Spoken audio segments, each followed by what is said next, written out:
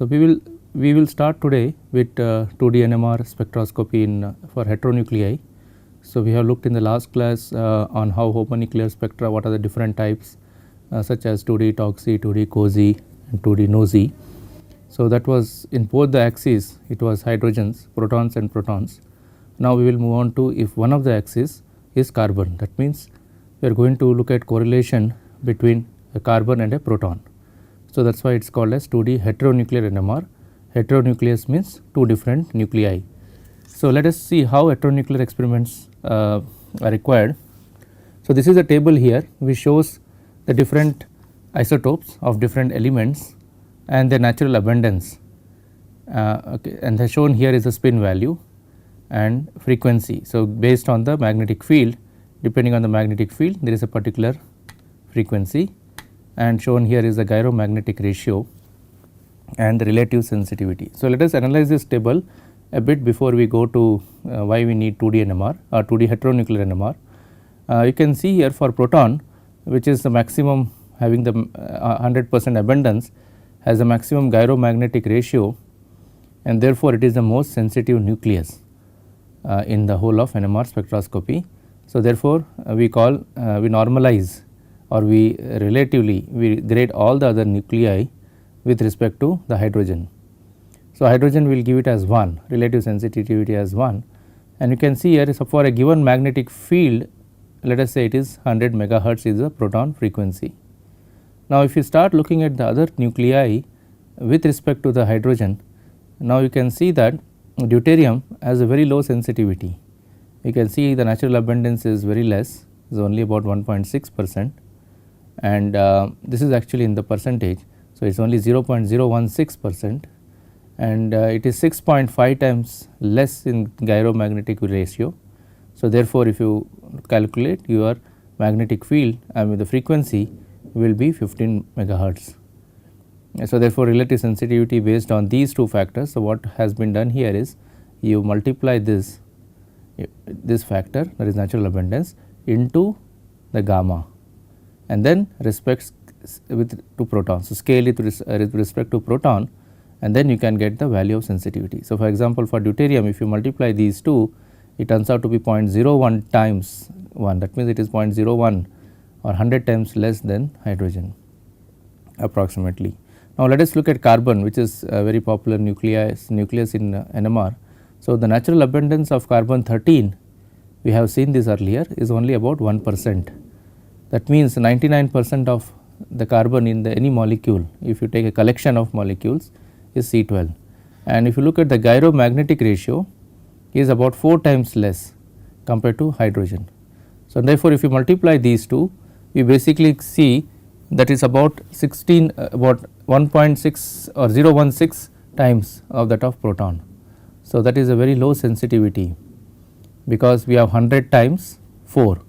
So, it is about 400 times less, and remember we are going to detect both proton and carbon, we detect and excite nucleus. So, if you want to excite carbon and detect carbon, you have to have multiply gamma into gamma. So, 16 times it is less sensitive, plus there is a factor of 100 further because of the low abundance. So, that comes to about 0.016 times less compared to proton. So, this is a very low factor. In fact, you will need about 60 times more, proton is sensitive compared to carbon. So, this is why carbon sensitivity is low, and we need to do something more to increase the sensitivity. So, direct carbon experiment, therefore, we saw in the previous classes that direct carbon 1D is not a good idea if your sample sensitivity is low. So, there are varieties of methods which have been implemented, which are known to increase the sensitivity of carbon and other heteronuclei based on these factors. So, like this we can go on for different nuclei and see what is the different problems and why they are less sensitive and so on. So, you can see this is for fluorine is actually a very sensitive nucleus, it is almost as much as hydrogen. So, the sensitivity is good because it is almost 100% abundance, and the gyromagnetic ratio you see is almost close to proton. So, therefore, the sensitivity wise it is very close to proton. So, next to proton in the whole of periodic table, fluorine is the most sensitive nucleus. but our focus now will be only on carbon 13, because carbon 13 is the most popular nucleus and it helps a lot very much in getting the structural information of molecules. So, let us look at how proton carbon 2D experiments can be done and how we can improve the sensitivity of carbon, so that the sensitivity the spectrum can be recorded in a reasonable amount of time. So, these are the basically three problems which do not favor many nuclei. So, one of the most important two factors, as we saw, is gamma value and natural abundance. Natural abundance, if it is low, then sensitivity is less, and gamma, if it is low, the sensitivity is also low. So, compared to proton, these are the factors which make it less sensitive for X nuclei. So, in NMR typically we use this notation, we will say X nuclei or X nucleus to denote a nucleus which is other than hydrogen. So, this is a convention used, and also sometimes many of these nuclei have less favorable relaxation properties. That means the relaxation values are very short. For example, if you look at nitrogen 14, the spin value is 1. Similarly, if you look at deuterium, the spin value is 1. So, these are called quadrupolar nuclei, and for quadrupolar nuclei you have additional source of relaxation, and that reduces the T2 and T1 of these systems and makes it less favorable to study by NMR. So, for as far as spin halves are concerned, the additional source of relaxation can be what is called chemical shift anisotropy. So, chemical shift anisotropy is very high for fluorine and phosphorus. So, therefore, these type of nuclei are insensitive not only because of this problem, natural abundance or gamma, but also because of this favorable relaxation, less favorable relaxation properties. In fact, if you see for fluorine and phosphorus, abundance is 100%, but still we do not use them very often because of this additional problem of CSA induced relaxation even in the liquid state, and that scales we say with magnetic field. So, as you go to higher magnetic field, it becomes less favorable even more compared to low magnetic field. For example, for phosphorus one does not go beyond 500 megahertz spectrometer because the CSA induced relaxation is very high, and similar is the case with fluorine and nitrogen 15. So, we will not take into account worry about relaxation today or now in this heteronuclear. We are going to focus only on the carbon, because by far carbon is the most next favorite nucleus after proton for obtaining structural information. So, we will stick to in this whole course on primarily on proton and carbon. So, let us see how we can improve this. So, that is the reason, as I said, because of these unfavorable properties in the nucleus, the detection is very insensitive. Now, let us quantify that how much is the less sensitivity of this nuclei, how less is the sensitivity.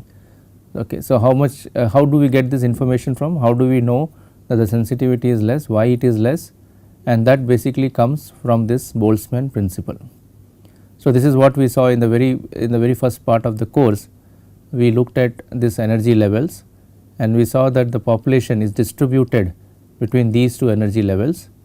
This is called the lower state or alpha state, the spin half, positive half, and this is for spin value minus half, we call it as upper state. So, the energy gap between these two energy levels is given by this equation. The delta E is gamma into H cross into B. So, this is what we have seen earlier. So, this is more like a refresher for that part. So, let us look at a little bit of some algebra here. So, if you go to the Boltzmann law, according to the Boltzmann law, the ratio of number of molecules which are sitting or which are located or which are here in the upper state, that is with spin minus half value, compared to what is in the lower state, if you look at this ratio, this is related to this expression, really given by this expression. So, here if you see here what are the values, one is gamma, this is a constant, H is H Planck's constant, this is B0 and this is Boltzmann constant and T. So, now typically what happens is the temperature that we work at in our laboratory is typically the room temperature, or you may go down to probably up to 0 degrees, but very rarely you go to very low temperatures of the order of like 100 Kelvin or even 5 Kelvin, 10 Kelvin. So, we are working basically at an ambient temperature conditions. So, under those conditions one can actually approximate this equation and write it in this form. Okay. So, this is called as high temperature approximation. The idea is the temperature we are working is at high temperature. Remember, it does not mean high means very high in the normal sense, it is even the room temperature is high enough. So, that if you take this quantity gamma h cross B 0 divided by k T, this quantity becomes very small, and according to mathematical rules, if e raised to minus x is, if x is small where x is this number, then we can write that as 1 minus x. So, 1 minus x where x is this number, which is what we saw. So, this is an approximation, and we usually use the word high temperature approximation to denote this expression.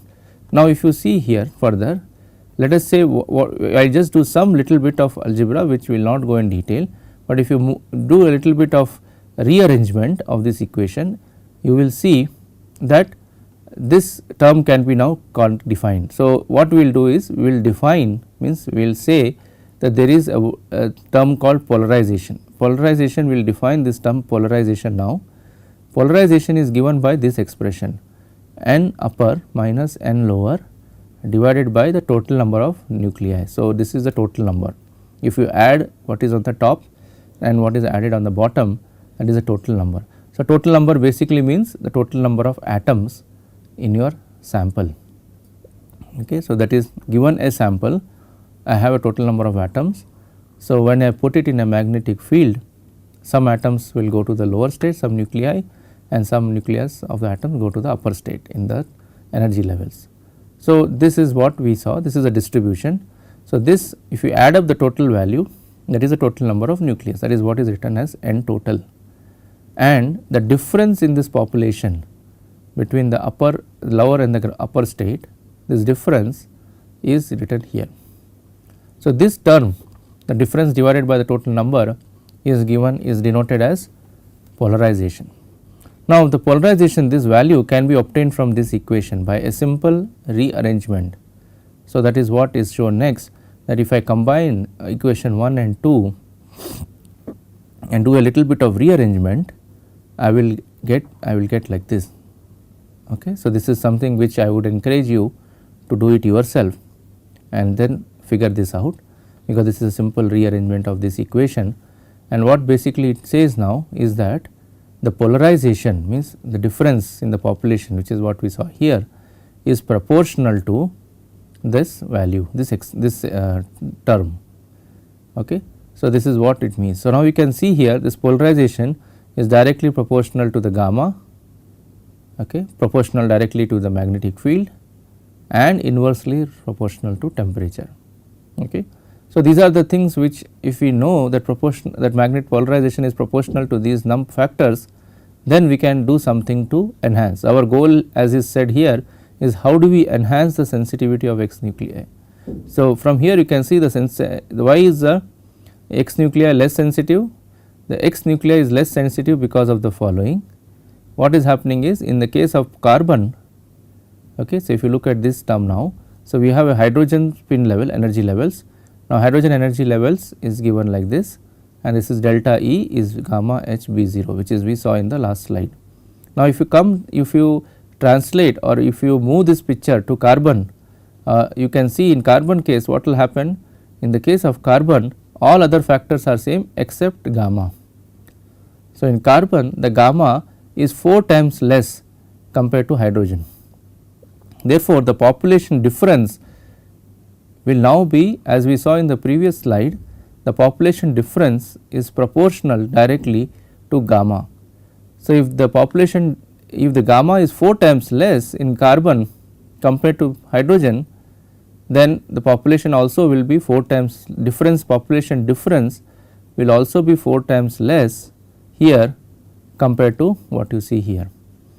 So, this is schematically shown here. You can see the difference in number of spins is 8 and here it is 2. Okay. So, 2 is 4 times less compared to 8.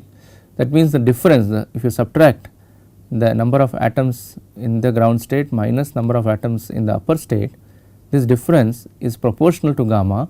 So, therefore, in the case of carbon it will be 4 times less, the difference will be 4 times less compared to difference here.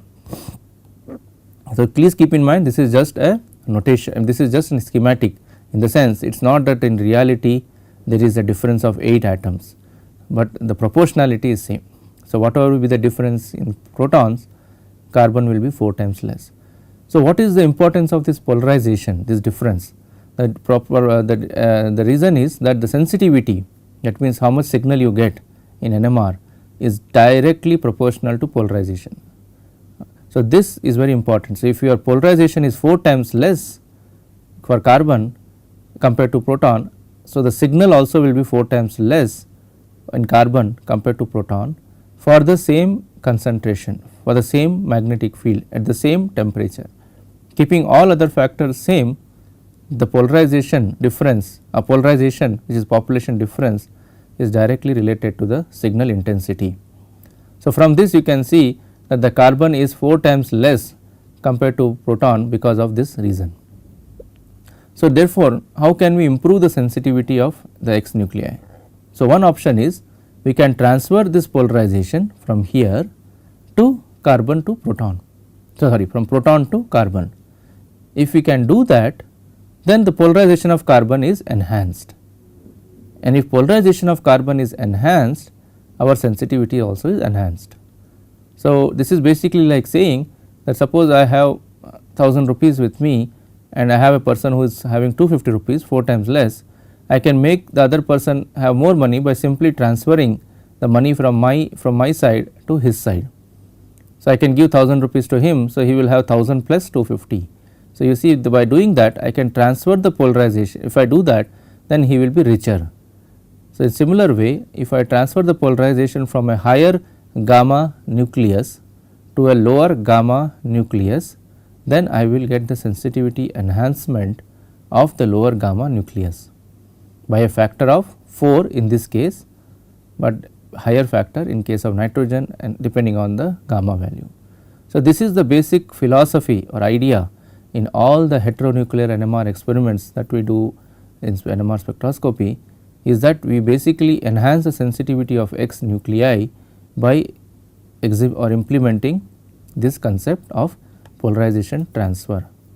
So, polarization transfers can be done in many ways, but the basic idea is the population difference between one nucleus is communicated or transferred the population difference second nucleus, and the second nucleus now becomes as sensitive as the first nucleus, and then we can proceed further. So, this is basically how it is done. So, you can see now that the polarization in case after I transfer the polarization from proton to carbon, it will look something like this. What has happened? I have more nucleus now in the ground state compared to excited state, and the difference in the population is now as much as the difference which was here. But look carefully that energy levels have not changed. The gap in the energy level delta E, that is not going to change. Why? Because we have not changed the gamma value, we have not changed the B0 value, we have only transferred the populations like this. So, the energy gap remains the same. That means, carbon does not start behaving like hydrogen just because we transferred the polarization.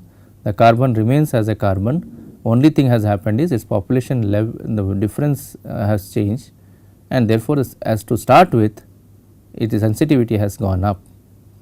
Okay. So, this is the basic idea. When we start a heteronuclear NMR experiment, we first try to bring the polarization from the proton to carbon. We will see how we do that in different ways, and once we do that, then the population of carbon is high, difference is high. In such case, now the sensitivity will be also higher. So, what are the different ways we can do transfer this polarization? So, this is shown here as a scheme again in a words. So, this is what it says here, polarization transfers can happen through space interaction, which means, so you can look at this picture here, we are trying to achieve a transfer from hydrogen to carbon. Okay. So, let us say we have a molecule like this where H is hydrogen is directly bonded, hydrogen is directly bonded to carbon.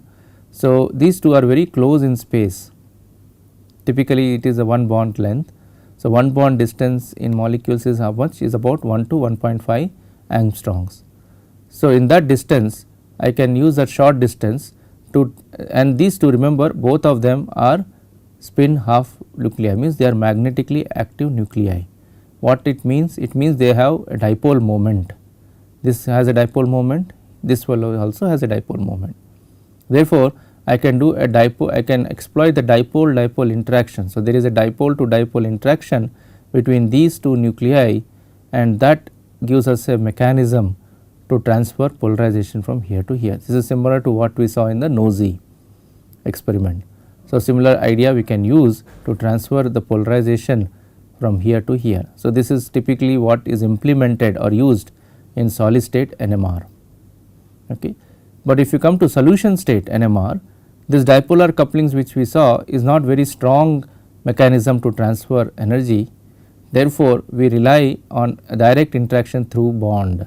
So, you see this is a bond, is about one bond here, and that is there is a J coupling between this hydrogen and this carbon, and that J coupling will be used, can be used for transferring polarization from hydrogen to carbon.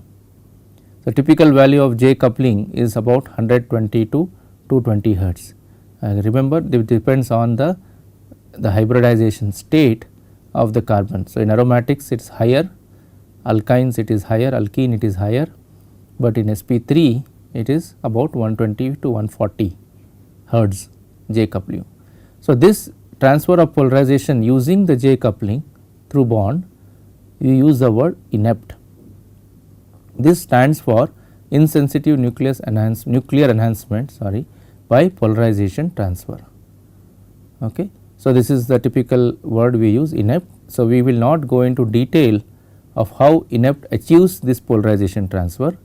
So, there is a mechanism by which you can use J coupling, but we will call this whole process as a single word, inept, and we say we will assume that by inept we can do this, achieve this transfer, which is possible. But how does an inept exactly work at a microscopic level, that part we cannot go into detail in this course.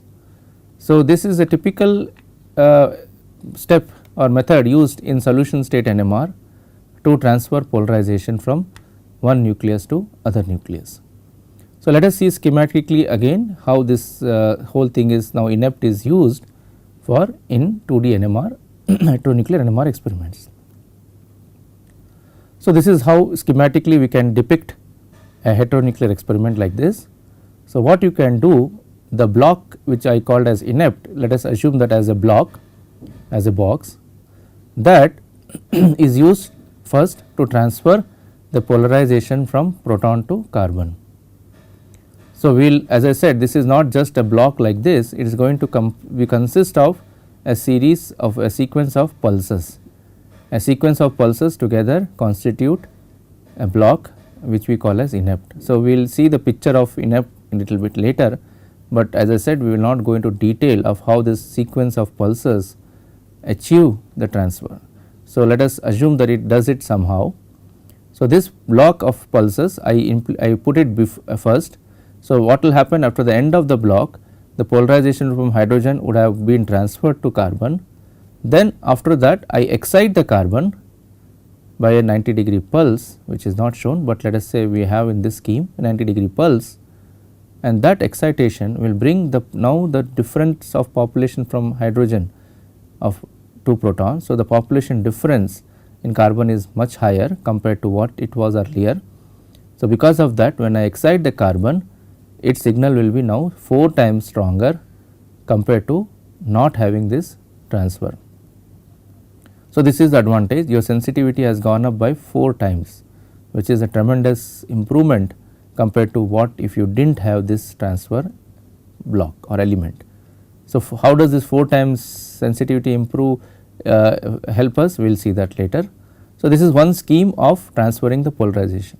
Now, if you see here, we are also writing here that you have to decouple proton when the carbon is running or when the carbon is acquired.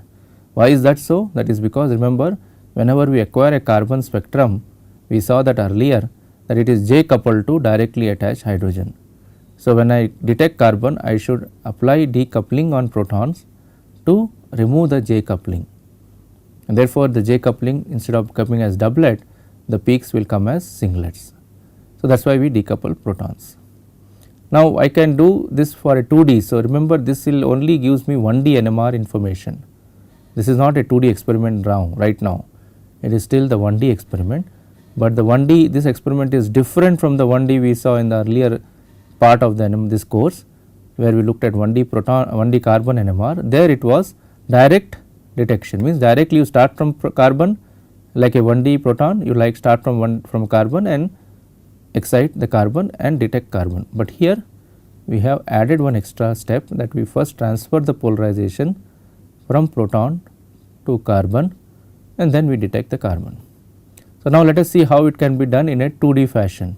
How can we convert this experiment into a 2D? So, this is how we can do as shown here. So, first apply a 90-degree pulse on hydrogen. So, this will be a proton. Okay, we will see this in a short while. This will be a proton pulse, not carbon.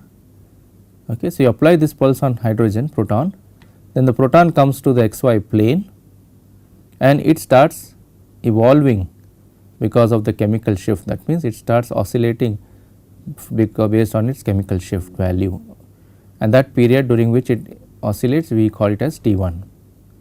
Then you transfer the polarization to carbon. So, after evolution has happened for some duration, we will transfer that polarization to this, and after doing that polarization transfer, now after this step my magnetization has come here, it has come to carbon, and now I will excite the carbon with a pulse here, which is not shown, but it is part of this block, and when I apply a pulse, now the carbon comes into the xy plane and that is oscillating or moving or evolving with the chemical shift of carbon. So, this is the carbon detection experiment. So, what has happened? We have started from hydrogen, we evolved the hydrogen with its chemical shift, then transfer by polarization to carbon, then detected the carbon. So, now if you look at it mathematically, what has happened is the following: you start from proton, you transfer the magnetization. So, let us start from proton. So, we apply a proton pulse first, which is this pulse, and that will give me a frequency of proton during evolution, and that is denoted by cosine omega h T1, where omega h is the chemical shift of the hydrogen. Then we transferred the polarization to C13 and which detected the chemical shift of carbon, which I will call it as omega C or B. B is the sense second nucleus. Okay. So, this is how we get the transfer, and then now what you can see here, my FID finally will be a combination of this FID and this FID. So, when I combine, I am getting frequencies of proton which is now getting connected to or correlated to the frequency of the carbon. So, if I do a 2D Fourier transform like we saw in the standard in a homonuclear case, I will get now this spectrum, which is basically gives me a cross peak, and in one axis is proton and second axis is carbon. So, if you see here what has happened is the proton is in the this axis y axis, which we call it as T1 dimension or F1, okay, whereas carbon has come to this axis which is T2 or F2. So, basically that comes from here. So, we have T1 proton along T1 and carbon along T2. So, this type of an experiment is called as 2D het core. 2D het core means heteronuclear correlation. So, 2D heteronuclear correlation was one of the beginning in the first experiments in heteronuclear NMR to be proposed, because there the idea was simply you transfer polarization and start detecting. But the problem with this experiment is that it is very less, sensitivity is low, and why is it low? It is because you are detecting carbon. Okay. We will see that how detection of carbon is not a very preferable approach. The best approach would be to detect proton. Okay. So, you start from proton, you transfer to carbon and again come back to proton for detection. So, that instead of doing a detection of carbon, if I do a detection of proton, it is a preferable thing, but then that will not be possible using this approach. In this approach, I have to do the way it is shown here, that is I start from labeling or evolving proton and detect carbon. So, this approach leads to het core, but we will see in the next class that this is not the best approach, and therefore, for the best sensitivity it is better to start from proton and also end in proton, but at the same time get the 2D heteronuclear information. So, that is called inverse detection, and that will be we will see in the next class, because that will be so seen as a much higher sensitivity than this approach of 2D het core.